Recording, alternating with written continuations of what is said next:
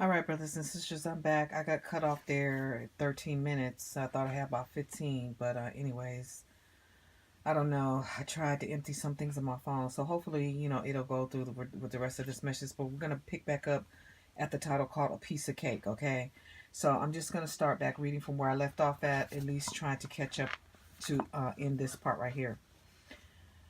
Once there, Joshua said, Achan, you have caused us a lot of trouble. Now you're in trouble. So if we're not aware, brothers and sisters, that our actions can affect one another, it can affect our wife, our husband, children, can affect their parents. All of us are affecting one another when we disobey the Most High. And if we want to still continue to walk this walk together, then we got to obey him together. And if we cannot all obey him together, then you shouldn't want me around you, because I'm going to tell you something. I do not want anyone around me who does not want to follow the Most High wholeheartedly. I know we make mistakes. We're all learning. I'm still learning too. I think you will be learning to the day you leave this earth. But the fact of the matter is that this nonchalant attitude about when somebody's telling you something, or well, I know the Most High is greater than that, no power is greater than the devil. No, the Most High's power is greater than him. But we also have to understand that when we open a door, when we sin, how it affects others. And just like right now, our brothers and sisters all over the earth that's doing wrong is affecting us. Those who are lying, those who are committing crimes, those who are doing blood sacrifices, those who are the gatekeepers for those who are oppressing us. It's all causing us trouble, okay? The people of Israel stoned Achan, his family, and his animals to death. They built a fire and burnt the bodies along with all the possessions and the cursed things that Achan had stolen. They covered the ashes with a big pile of rocks, and that place is still known as Trouble Valley. Then the Most High stopped being angry with Israel and gave them the city of Ai. See Joshua 81. So check this out. One of my daughters, which is probably going to hear this message, I'm not going to mention your name. I went through your house and we destroyed a lot of stuff that had those symbols on it. She burned it. She took it in her backyard and she burned it. But then I go back to her house again and she's got this stuff in her house again. So I don't know if she's gonna believe this or not or whatever. Cause you know what? I can't live for her and she can't live for me. But what I do know is I'm not gonna be around people that want accursed objects in their house. I can't. I can't because the enemy can come after me. That's what you need to understand. Okay, Achan had failed to do everything the Most High asked of him. So that's what we need to understand. Are we failing to do everything he's asking of us? He had taken that which the Most High had specifically forbidden the Israelites to take. See, other people can take stuff and have stuff, but we can't. Okay? Things that the Most High had designated for destruction. What is he designated for destruction in your house? What is he designating for destruction? Will you be able to destroy it? Will you be able to get rid of it? And he had hidden the goods in a hole in the ground underneath his tent. Although the Most High didn't indicate that a demonic power was attached to the Babylonian garment, the 200 pieces of silver, or the 50 gold shekels, the Most High said that these things were accursed and should be avoided. Why would the Most High want the Israelites to avoid these things unless they bought evil with them? See, that's what I've been trying to tell my husband.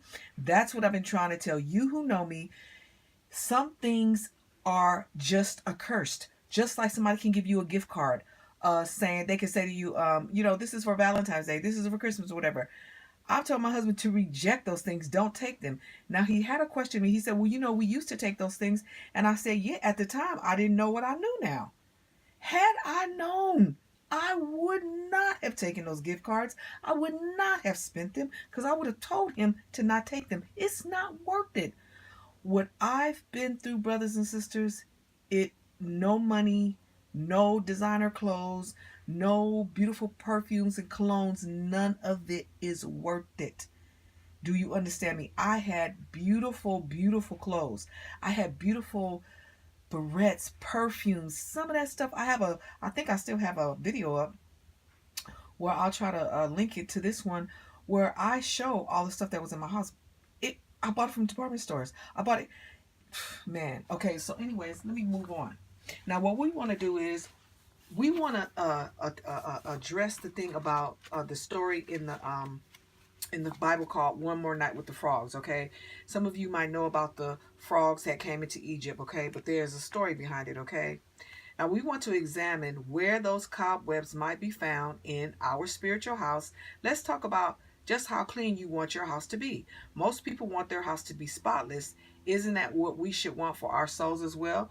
Now, when I'm telling people about their houses being clean, I'm not talking about the physical, if you leaving stuff laying around and dropping stuff all over the floor and stuff like that, even though that does indicate spiritual darkness in a sense. Why? Because the Most High does want our houses to be clean. Because my mama used to always say, wherever godliness is next to cleanliness. Okay, so that's why even certain places I go to, certain bathrooms I go to, I don't go to certain places. If their bathrooms are filthy, I don't go there no more.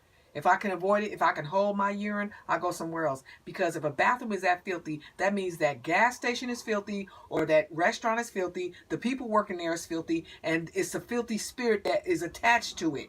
That's how you know. Okay, it says, most people want their homes to be spotless. Isn't that what we should want for our souls? Not everyone wants to be so thoroughly cleansed, which is true. When we meet such folk, we are reminded of Moses and Pharaoh. We've always been intrigued by Pharaoh's answer to Moses regarding the plague of frogs in Egypt. You will remember that the Most High sent a plague of frogs, and the Egyptian magicians added to it. Interestingly, in their attempt to compete with the Most High, they only compounded Pharaoh's problem. The Egyptians had frogs in their bread, frogs in their beds. They have been overrun with frogs. Then Pharaoh called for Moses and Aaron and said, entreat the Lord that he may take away the frogs from me and my people, and I will let the people go, that they may sacrifice to the Most High. And Moses said to Pharaoh, accept the honor of saying when I shall intercede for you, for your servants, and for your people, to destroy the frogs and your houses, that they may remain in the river only. So Pharaoh said tomorrow. Did you hear that? He said tomorrow. Is that what some of the people that's going to come across this video are going to say? Oh, I'm going to start looking through my house tomorrow. I'm not going to do it tonight. I'm going to do it tomorrow. Or, you may have to go to work or something like that. But I would start immediately looking. And it says, Moses replied, let it be according to your word, that you may know that there is no one like the Most High your God. Exodus 8:8-10. Pharaoh's palace was littered with frogs. Yet Moses asked him, when do you want me to rid you of these frogs? Pharaoh replied, tomorrow. Tomorrow? What's wrong with right now? Why would anybody want to live one more night with frogs? Are we content with one more night with frogs? Some Christians are willing to live their lives that are almost plague-free.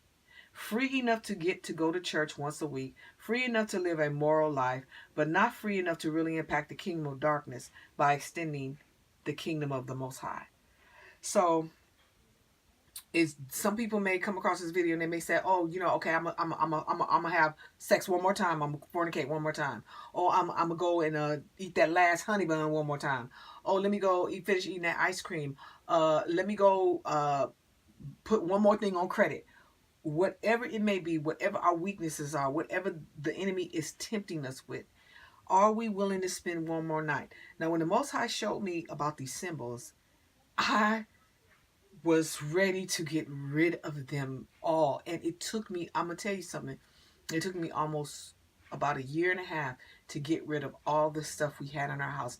But one thing, I was doing it by myself. My husband thought, he didn't think, that I knew what I was talking about.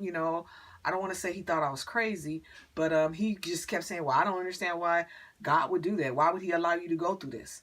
But we have to understand the Most High doesn't think like us, and the things we would do, he would never do. You see what I'm saying? But guess what? It saved my life, and this message is going to save a lot of other people's lives. Those who obey, those who listen, because these people are plotting something so evil, it's going to be astounding to you. So anyways, I want to, I don't know if I have much more time I have, so I'm just going to cut off right here, and I'm just going to pick back up, and we're going to start off with the symbol that I want to prove to you that it is not a symbol of love. It is a symbol of wickedness. Okay? Shalom.